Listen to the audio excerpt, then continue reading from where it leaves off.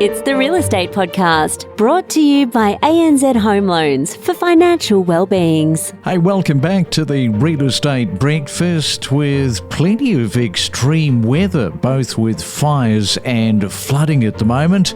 Stay safe if you are in one of those surrounding areas. Yes, our 2026 has started off not the way that we wanted to start. It is a Monday. Talking of starts, you might be starting back at work today. January the 12th, if you have got another week or two of holidays, well, enjoy wherever you are. And today, the 2026 Australian Open Tennis Tournament is scheduled to begin at Melbourne Park. And if you are a cricketing fan, it was on this day that Australia's first ever 2020 cricket game was played. Where was it? It was at the WACA ground in Perth between the Western Warriors and the Victorian Bushrangers. That happened back in 2005. Hey, you might have been there. And if you're celebrating a birthday, many happy returns. You're in good company because Howard Stern is turning 72, the American radio personality. Well, the summer series of Real Estate is back, coming up next with another episode. You're listening to the Summer Series on the Real Estate Podcast. Oh, look, we do see that. We obviously watch listings very carefully, and what we're seeing in that, particularly that higher density locations around Sydney, the newer and newish properties are really struggling, because I always liken it to buying a new car. As soon as you drive it off the forecourt, it actually loses a percentage in its value straight away. And I don't think most property buyers realize that when they're going for the shiny new off-the-plan properties marketed to them. How sort of affected are people, do you think, in terms of they've got the pain on an apartment? Maybe they could it for the same money that they paid for it when they initially bought it. Maybe they lose money. But what does that do in terms of sentiment moving forward and buying more new stock from this cohort of people that have already done that? So they're kind of in the lane of being prepared to buy off plan, where not everybody kind of has that mindset. So it must affect the market somewhat. Well, it does, and particularly if you take into consideration that a really large proportion of these newer buildings that are, say, less than 10 years old have major building defects and, seriously high strata levies and things like that. So I think that is probably one of the reasons why these people are selling sooner rather than later. I actually have had many clients who have come to me and bought off the plan, and they're like, we need to get out because we can hear our neighbors going to the bathroom. We have been slapped with special levies and we can't afford, $2,500 a quarter on our apartment, if not more. I think one lesson learned for many of those, I think that they will not buy newer off the plan again, I would say. So you mentioned this before, buyers are becoming much more savvy when it comes to these new properties. There have been many buildings in the media. I can show you many, many more that never made the media that really people should not even be considering buying into. Yeah, I want to get to this question about the agent dilemma. They go in trying to win a listing. The vendor, the owner, turns around and says, well, this is my sell price. The real estate agent says to herself, well, that's not really what the market value is right now. But they say, yes, we'll do it for that price, knowing full well that it's too expensive. But they're playing the long game here, Michelle. And of course, after a period of time, the vendor comes to their senses and the property eventually sells. Well, that's what you would hope, but we're seeing more and more properties actually in our areas where it changes from agent to agent. So the first agent tries, market says no, the listing expires, and then the vendor moves on to the next agent, and so forth and so on, sometimes not changing their vendor expectation. I mean, there's a very famous story about a house in Haberfield that has been up for sale at one point or another over the last 10 years. And every time comes up with an agent, it's about $1 million more than what its market value is. So it's a tricky one, but obviously the agent should be informing the vendor, these are the comparable sales, this is what your property is worth, and this is how we can list it accordingly. When they're trying to, what they call buy the listing, get the vendor to sign an agency agreement. I think that is due to the very competitive market, that they're in when it comes to sales agents.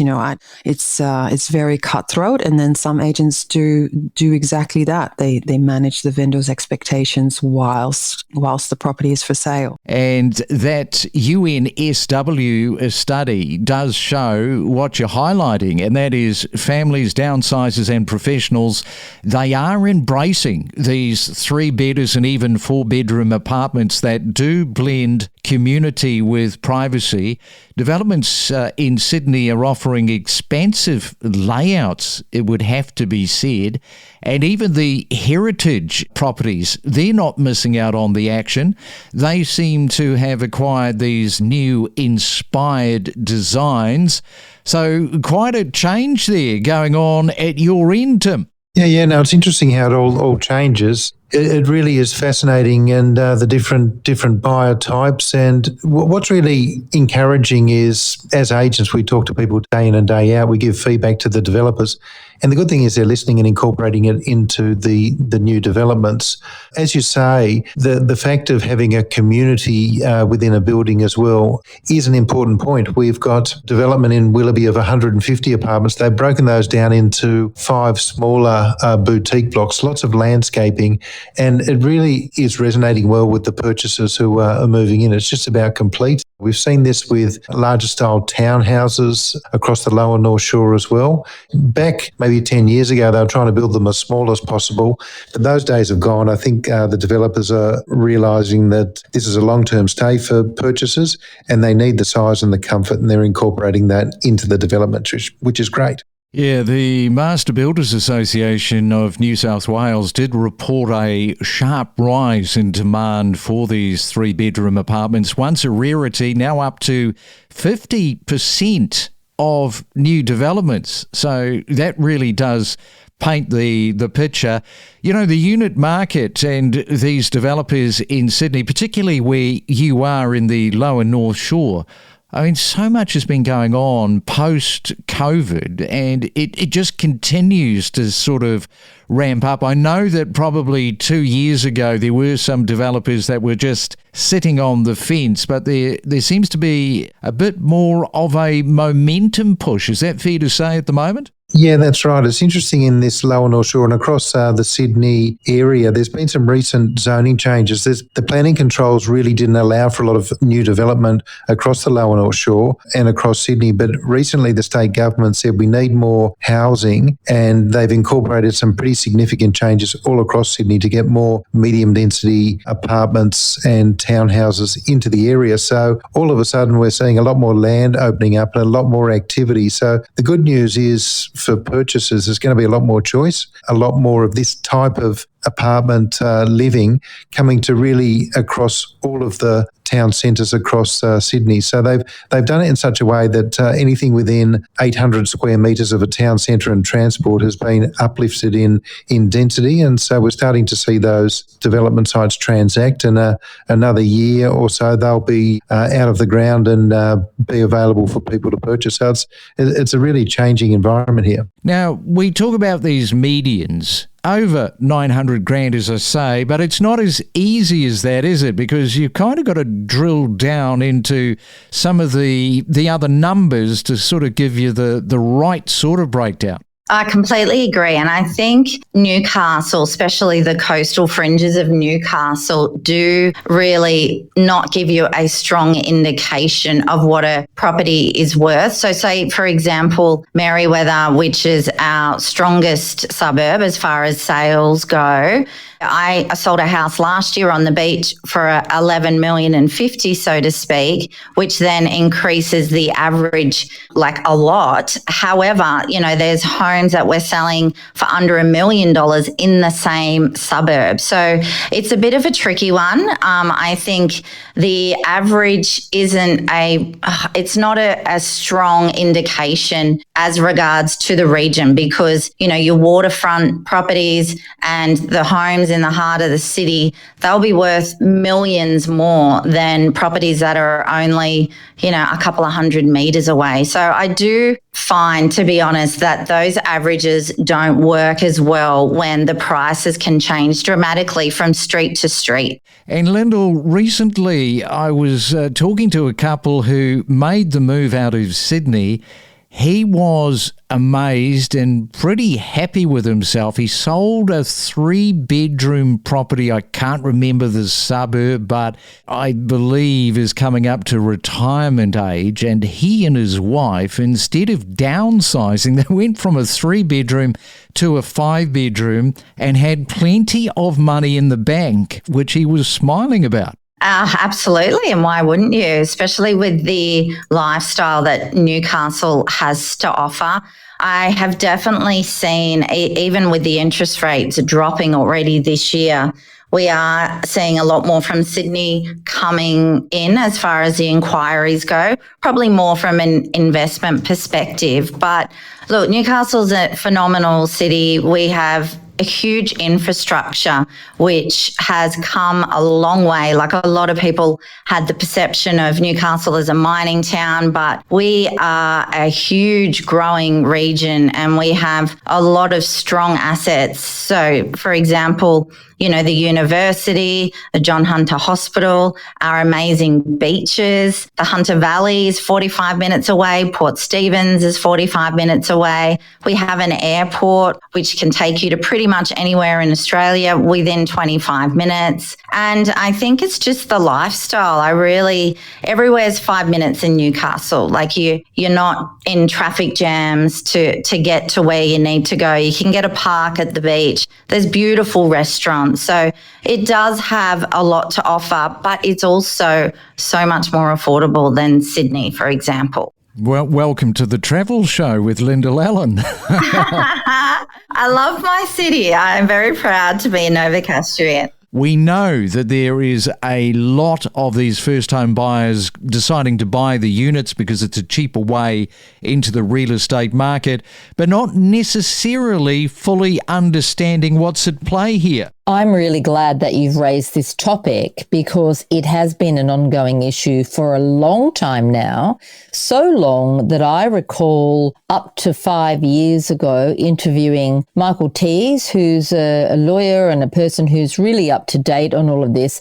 He was telling me then about how bad the situation was in Australia and how it's possible that up to 80% of unit blocks that had been built in the last 25 or so years have some form of combustible cladding, if not over the entire building, certainly on parts of the building, and that many of these buildings and building managers and strata corporations aren't even aware that they have this combustible cladding.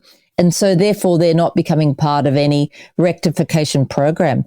And if it's not bad enough that we also have a situation where probably 80% of buildings or apartment blocks built in the last 25 years also have significant water ingress problems. And we've seen that play out in some of the bigger towers where we've had to have entire blocks of residents move out because their properties are so water affected that they become unstable. Now we have this as well, and it makes it a little bit scary to be a buyer of a unit. I thought what we would do this morning, Louise, is perhaps get you to talk about the top 5 things to consider before, making this leap into a tiny home. Absolutely. I'm happy to do that. It's something that's close to my heart. And I think a lot of people are very curious about how to get into tiny house living and whether it would work for them. I guess the first thing to think about, before you decide whether tiny house living will work for you is looking at your own life and family situation, whether you have kids or are a couple or have pets. also thinking about what's important to you in terms of how you want to spend your time, because tiny house living does free up a lot of time. And that's one of the main benefits I've found, is that when your living costs are lower, because I rent land to put my tiny house on, so I actually can do less paid work and volunteer and spend more time with family, do the kind of creative work that I want to do. It's a really good point that you're making, because if you don't have a mortgage, for example, you don't have this huge financial noose around your neck.